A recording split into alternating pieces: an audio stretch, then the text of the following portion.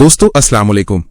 आज हम एक ऐसे टॉपिक पे बात करने जा रहे हैं जो हमारी जिंदगी के बाद का सबसे अहम और जरूरी हिस्सा है। क्या आपने कभी सोचा है उस एक लम्हे के बारे में जब आपकी दुनिया खत्म हो जाएगी और आपकी रूह एक नए सफर पर निकलेगी? ये एक ऐसी सच्चाई है जिसे हम अक्सर भूल जाते हैं या फिर नजरअंदाज कर देते हैं, लेकिन जिसे हर इंसान को एक न एक दिन सामना करना ही है। वो है मौत और कब्र की पहली रात। ये वीडियो आपको डराने के लिए नहीं बल्कि जगाने के लिए है। ये हमें याद दिलाएगा कि ये दुनिया बस एक पड़ाव है और हमारी असली मंजिल, हमारी आखिरत, हमारी कब्र है। तो आइए रसूलुल्लाह सल्लल्लाहु अलैहि वसल्लम के इरशाद की रोशनी में जानते हैं कि मौत और कब्र की पहली रात में क्या होता है। कुरान की एक झकझोर देने वाली आयत है, हर नफ्स को मौत का मजा चखना है। ये सिर्फ एक आयत नहीं बल्कि एक हकीकत है। हम सब इस दुनिया में मुसाफिर हैं और एक दिन हमें अपनी असली मंजिल की तरफ लौटना है। क्या हम चाहते हैं कि हमारी कब्र हमें मोहब्बत से गले लगाए या गुस्से से जकड़ ले? ये फैसला हमारे आज के अमल पर निर्भर करता है। सोचिए उस लम्हे का एहसास कैसा होगा जब आपके सामने नूर से भरे फरिश्ते हों जिनके चेहरे सूरज की तरह चमक रहे हों। क्या हमने ऐसी जिंदगी गुजारी है कि हमें उस दिन ऐसी खुशी मिले? कल्पना कीजिए आपकी रूह जिस्म से इतनी आसानी से निकले जैसे कोई पानी का कतरा बहता है। क्या ये लम्हा हमारी नेकियों का नतीजा नहीं होगा? दोस्तों, इस वीडियो में हम जानेंगे कि एक मोमिन और एक काफिर का जब इंतकाल होता है तो उनकी कब्र की पहली रात कैसे गुजरती है। दोस्तों, जब एक मोमिन की रूह परवास करती है, जब एक नेक इंसान की मौत का वक्त करीब आता है तो उसके आसपास ऐसे फरिश्ते आते हैं जिनके चेहरे सूरज की तरह चमकते हैं। उनके पास जन्नत से लाया हुआ कफन और खुशबू होती है। फिर हजरत मलकुल मौत आते हैं और उस रूह से कहते हैं, ए पाक रूह, अल्लाह की बख्शिश और खुशदिली की तरफ निकलकर चल। इस पर वो रूह सुकून के साथ इतनी आसानी से जिस्म से बाहर आती है जैसे किसी मशकीजे से पानी का कतरा बहता है। फरिश्ते उस पाक रूह को लेकर आसमानों की तरफ जाते हैं। जिस भी आसमान से गुजरते हैं वहां के फरिश्ते उसकी खुशबू से मुतासिर होकर कहते हैं, वाह क्या अच्छी खुशबू है। जब ये रूह 7वें आसमान तक पहुंचती है तो अल्लाह का हुक्म होता है, मेरे इस बंदे का नाम इल्लीन में लिख दो और इसे जमीन पर ही वापस लौटा दो, क्योंकि मैं इसी जमीन से क़यामत के दिन इसे दोबारा उठाऊंगा। इसके बाद रूह वापस जमीन पर आती है और उसे जिस्म में लौटा दिया जाता है। फिर कब्र में 2 फरिश्ते उससे 3 सवाल करते हैं, तेरा रब कौन है? तेरा दीन क्या है? मोहम्मद मुस्तफा सल्लल्लाहु अलैहि वसल्लम कौन थे? मोमिन इन सब का सही जवाब देता है तो फरिश्ते कहते हैं, बेशक तूने सच कहा। फिर अल्लाह की तरफ से आवाज आती है, मेरे बंदे के लिए जन्नत का फर्श बिछा दो, जन्नत का लिबास पहना दो और उसके लिए जन्नत का दरवाजा खोल दो।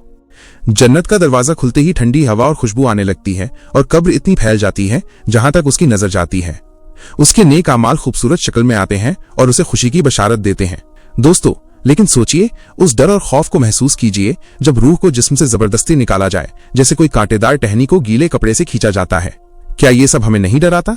याद कीजिए वो रूह जब आसमानों में जाती है और उसके लिए दरवाजे बंद कर दिए जाते हैं।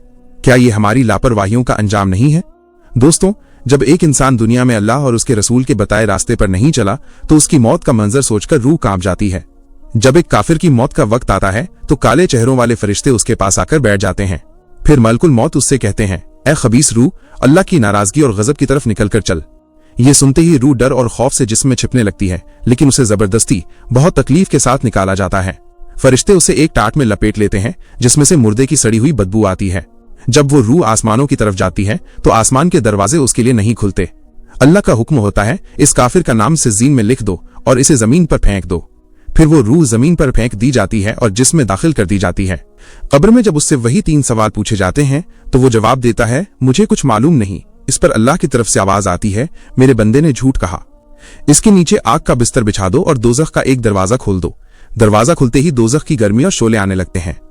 फिर कब्र उसे इतनी जोर से दबाती है कि इधर की पसलियां उधर और उधर की पसलियां इधर हो जाती हैं। उसके बुरे अमाल भी बदसूरत शक्ल में आते हैं और उसे अजाब की खबर सुनाते हैं। कब्र हर इंसान को क्यों दबाती है? दोस्तों, अब हम जानते हैं कि कब्र मोमिन हो या काफिर सबको क्यों दबाती है। हजरत तमीमी रजी अल्लाह अन्हु फरमाते हैं कि इंसान मिट्टी से पैदा हुआ है और वापस उसी में लौटता है। कब्र का दबाना ऐसा है जैसे एक माँ अपने बहुत पुराने बिछड़े हुए बच्चे को प्यार से गले लगाती है। जो अल्लाह के फरमाबरदार बंदे होते हैं कब्र उन्हें मोहब्बत से गले लगाती है और जो नाफरमान होते हैं उन्हें गुस्से से जकड़ लेती है। दोस्तों, हम उम्मीद करते हैं आपको कब्र की पहली रात में मुर्दे के साथ क्या क्या होता है अच्छे से समझ आ गया होगा। तो दोस्तों, हमें अपनी आखिरत की तैयारी शुरू कर देनी चाहिए और अपने गुनाहों का तौबा कर लेना चाहिए और अल्लाह की राह में अपनी बची हुई जिंदगी गुजारनी चाहिए। अल्लाह हम सबको दिन के रास्ते पे चलने की तौफीक आता फरमाए, आमीन। दोस्तों, आगे के वीडियो में हम आपको कब्रिस्तान जाने के कुछ आदाब बताने वाले हैं। दोस्तों, कब्रिस्तान जाना हमें अपनी आखिरत की याद दिलाता है। जब भी आप कब्रिस्तान जाएं तो इन बातों का ख्याल रखें, वजू बनाकर जाएं। कब्रिस्तान में जाते समय वजू करना अच्छा है क्योंकि ये एक पाक जगह है। सलाम करें, कब्र वालों को सलाम करें। रसूलुल्लाह ने बताया है कि कब्र वालों को सलाम करना चाहिए। आहिस्ता चलें, कब्रिस्तान में दौड़ भाग न करें बल्कि सुकून और अदब से चलें। दुआ करें, मुर्दों के लिए दुआ करें और अल्लाह से उनके गुनाहों की माफी मांगे। ये उन पर अल्लाह की रहमत बरसाता है। कुरान की तिलावत करें, अगर मुमकिन हो तो कब्र के पास बैठकर कुरान की तिलावत करें, खासकर सूरा यासीन। इसका सवाब मुर्दे को मिलता है। अदब से रहें, कब्रिस्तान में शोर शराबा, हंसी मजाक या बेअदबी ना करें।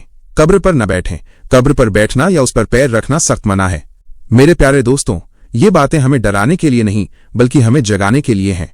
ये हमें याद दिलाती हैं कि ये दुनिया एक इम्तिहान है और हमारी असली मंजिल कब्र है। आइए हम सब अपनी आखिरत की तैयारी करें ताकि हमारी कब्र जन्नत का घर बन जाए। अगर आपको ये वीडियो पसंद आया हो तो इसे लाइक करें और अपने चाहने वालों में शेयर करें। हम मिलते हैं अगले वीडियो में, तब तक के लिए अल्लाह हाफिज।